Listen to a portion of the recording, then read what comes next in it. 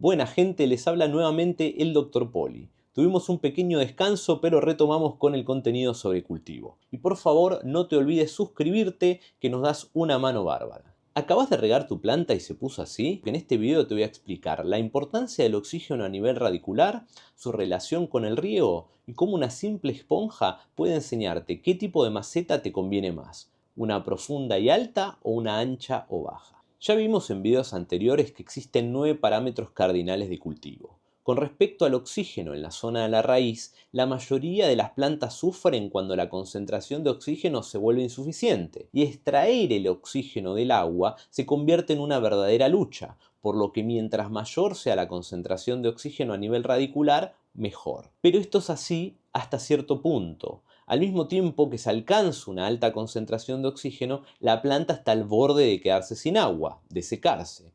Entonces existe siempre un delicado equilibrio entre la disponibilidad de oxígeno y agua a nivel radicular, y la forma del contenedor o de la maceta cobra vital importancia en el balance de dicho equilibrio. Para entender mejor esta relación entre riego y concentración de oxígeno a nivel radicular, miremos el siguiente gráfico. En el eje de las abscisas pondremos los días y en el eje de las ordenadas pondremos por un lado la concentración de oxígeno y por el otro lado la cantidad de agua. Cuando regamos, lo que nosotros llamamos día 1, la concentración de oxígeno en la zona radicular se desploma porque la maceta está llena de agua. Luego, a medida que esa agua es utilizada por la planta y parte también se drena, la concentración de oxígeno vuelve a subir. Así vemos como el agua y el oxígeno se mueven en forma inversa. Cuando hay mucha agua, hay poco oxígeno. Cuando hay poco agua, hay más oxígeno. La capacidad de aireación depende del tipo de sustrato.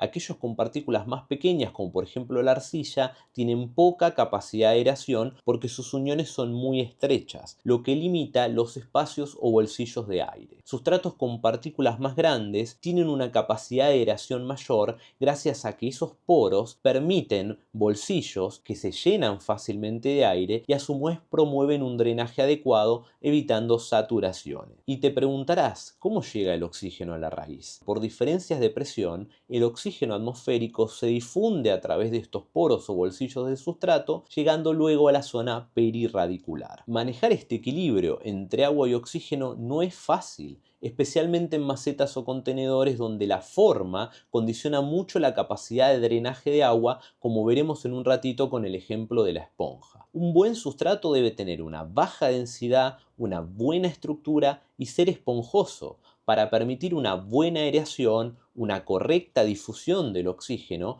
y una buena absorción de nutrientes a nivel radicular. Terminemos de fijar este concepto utilizando la esponja. Si la maceta es poco profunda, el agua drena con mayor dificultad y las raíces se ahogan. Pero si la maceta es alta y profunda, el agua drena más fácilmente por acción de la gravedad y la parte superior radicular conserva más el oxígeno, por lo que hay menos riesgo de ahogamiento. En macetas profundas solamente el fondo corre riesgo de saturarse. En cambio, en macetas bajas, todo el volumen radicular queda en riesgo de encharcamiento, lo que limita la concentración de oxígeno a nivel radicular. Por eso te recomiendo, si sos un cultivador principiante, que utilices contenedores o macetas altas y profundas, que permiten un mejor drenaje, una mayor disponibilidad de oxígeno y tienen menor riesgo de saturación del sustrato. Así que ya sabes, de ser posible, elegí macetas altas y profundas. Evita regar hasta que la maceta haya perdido por lo menos 3/4 partes de su peso. ¿Y cómo te das cuenta? Levantala. Con el tiempo, uno se vuelve más canchero sobre cuándo darse cuenta que la planta está lista para volver a ser regada. Y recordá que nuestra querida planta tolera mejor las carencias que los excesos, por lo que, ante la duda, siempre es mejor regar de menos que de más. Y ese mismo concepto se aplica para los fertilizantes. En un próximo video te voy a contar cómo enriquecer la concentración de oxígeno en la rizósfera en sistemas hidropónicos, hablando un poco de aeradores y hasta hablando de nanoburbujas. Como siempre, les agradezco mucho la atención. Nos vemos en el próximo video.